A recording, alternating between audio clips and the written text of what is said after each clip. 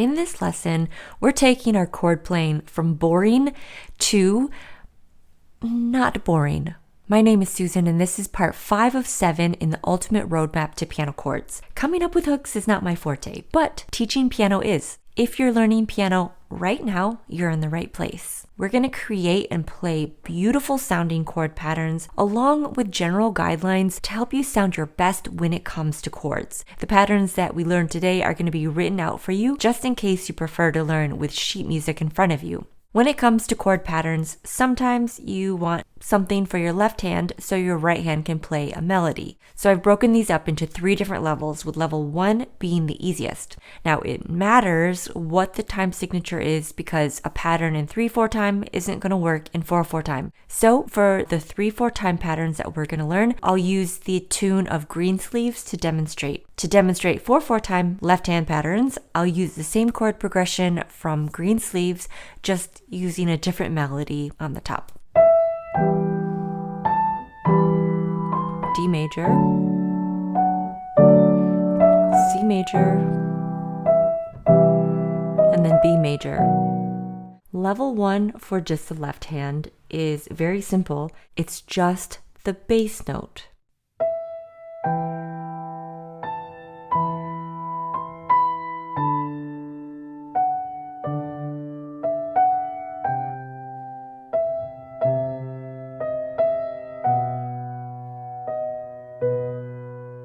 Another level 1 option is to play just the 5th, so the outline of the chords.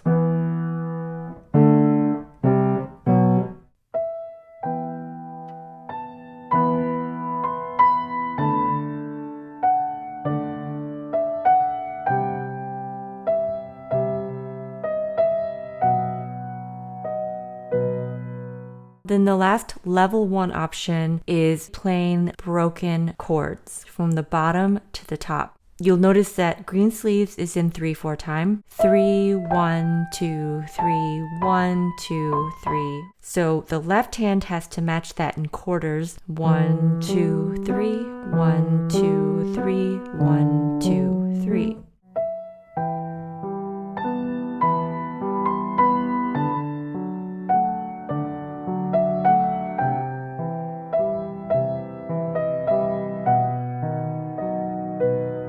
So already there with level 1, we have a few nice options to play a melody and get the harmony. Now level 2 gets more fun. The first is a harp effect over an octave chord. So before we were just doing the regular triad, E, G, B, but now we're going to add the root of the octave in there, but we're going to roll it from bottom to top. So it's like you're strumming on the guitar or on the harp.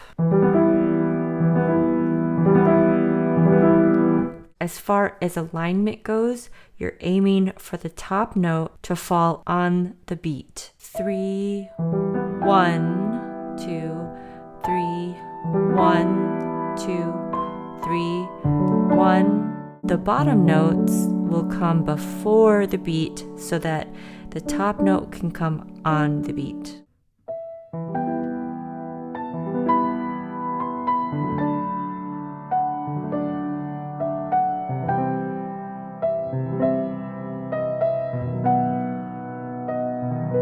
The second option for level 2 is a drop bass. 1, 2, 3, 1, 2, 3. And just to analyze, the drop is the root of the chord. And then on the top is E, G, B, the whole chord.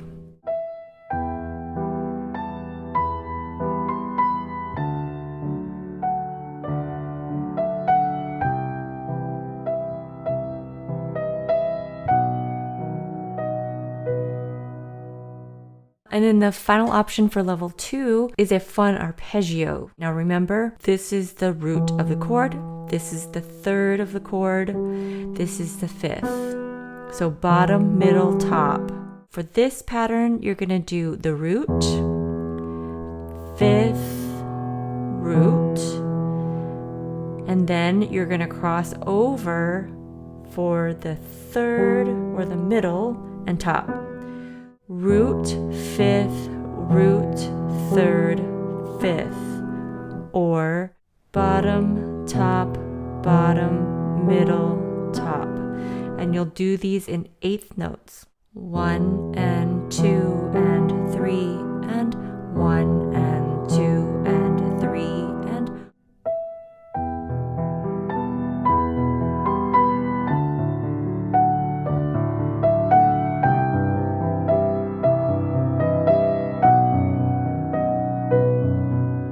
okay, level 3 is inspired by the Amelie, something like that, but in 3/4 time. So it's gonna be root, fifth, then the third and the root together, fifth. 1 and 2 and 3 and 1 and 2 and 3 and 1 and 2 and 3 and 1 and 2 and 3 and 1.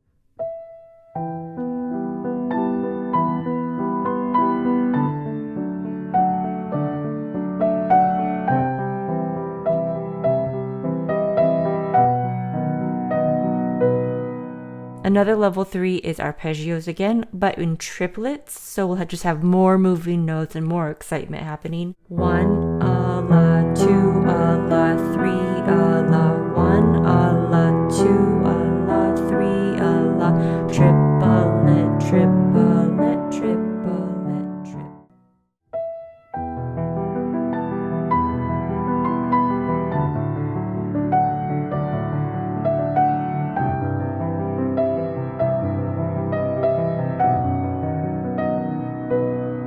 And the final pattern for level 3 is stanchion. It's octave root on beat 1. And then you're going to come up to a first inversion and play together, together. And those are all eighth notes. 1 and 2 and 3 and 1 and 2 and 3 and 1 and 2 and 3 and 1 and 2 and 3.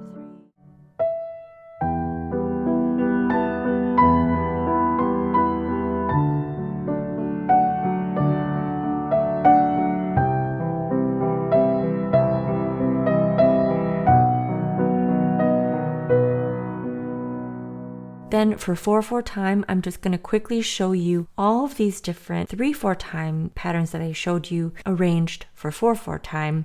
I'm going to be using the same chord progression. I'll just make up some other melodies on top.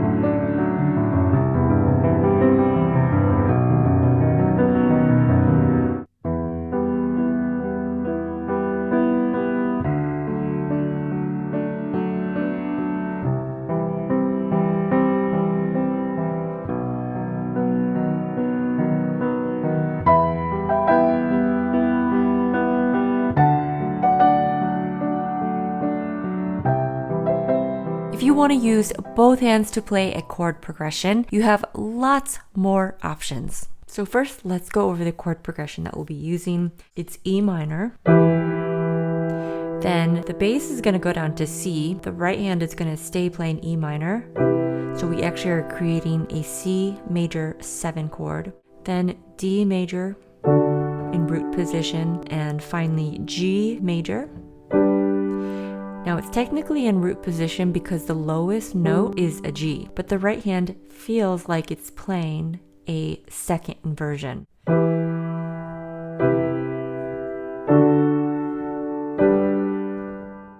Level 1, the first hands together option is for the right hand to simply play quarters, 2, 3, 4, and the bass is just going to play whole notes.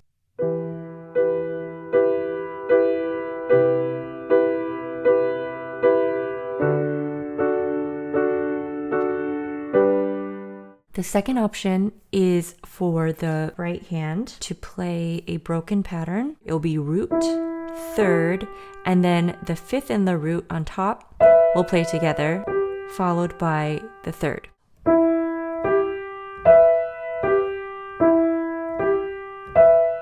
And that's one measure because they're eighth notes. So 1 and 2 and 3 and 4 and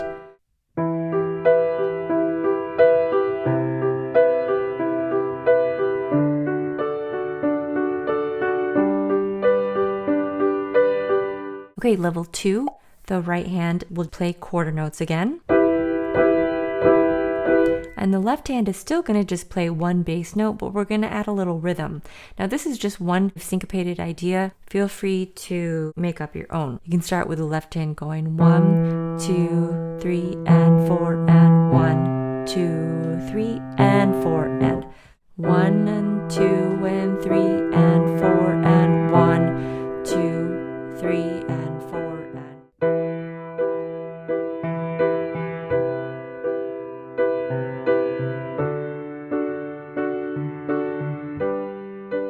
you can also swing it.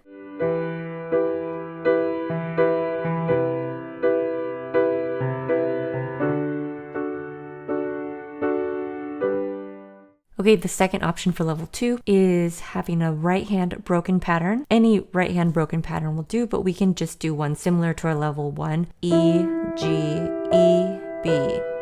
Bottom, middle, bottom, top. 1 and 2 and 3 and 4 and then the left hand can just do octaves.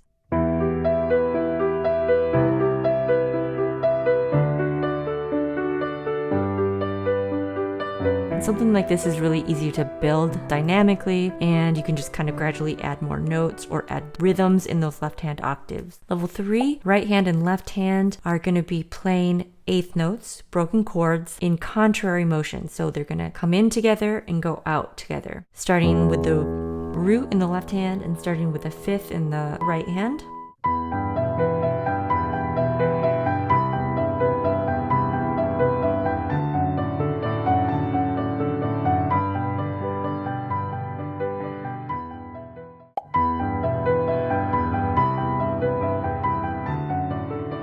A second option for level 3 is the right hand and left hand working in parallel, eighth notes, broken chords. Left hand again can start on the root, and maybe the right hand wants to start on the third.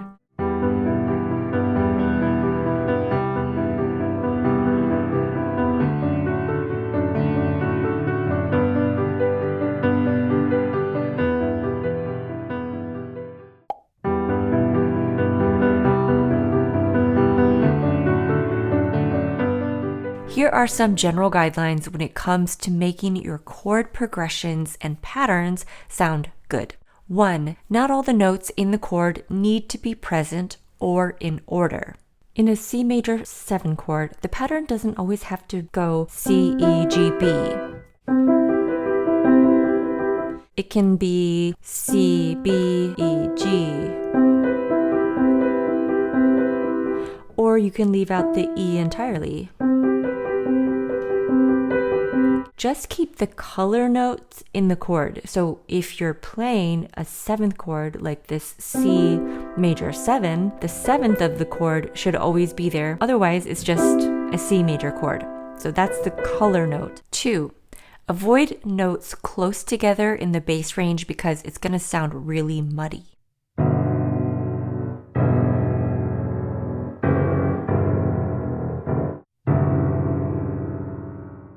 3, when playing chord progressions, think about how the voices are moving from chord to chord. Typically, each voice should move smoothly without too many big leaps, although big leaps sound okay in the bass line. Taking our progression, the E minor, now we're going to move to C major 7, and I want you to keep track of that very top note. That stays the same, so obviously that's smooth. D major, the top note went from B to A, and now it's going to go back up to B. So if you are one singer having to sing this top part, it would just be.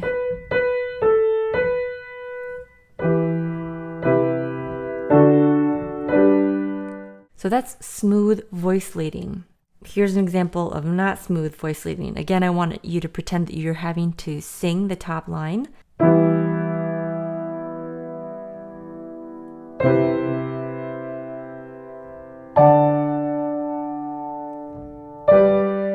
That's an extreme example, but the range was crazy and I was bouncing all around. And this is why inversions are so important, because sometimes we need an inversion to make the voice leading smooth. 4, consider using passing or non-chord tones. These are notes you can add in between the chords that will make them feel and sound smoother. These passing tones are notes that are not necessarily in the chord, but they are moving you somewhere, or they're adding a little dissonance that will resolve on the next chord. So just play around with that to add an extra little layer. So I can add a passing tone in the bass line to walk down to my next chord. And then maybe I want to do something a little fancy in the right hand melody. And then a little cheesy, but you can walk the bass up.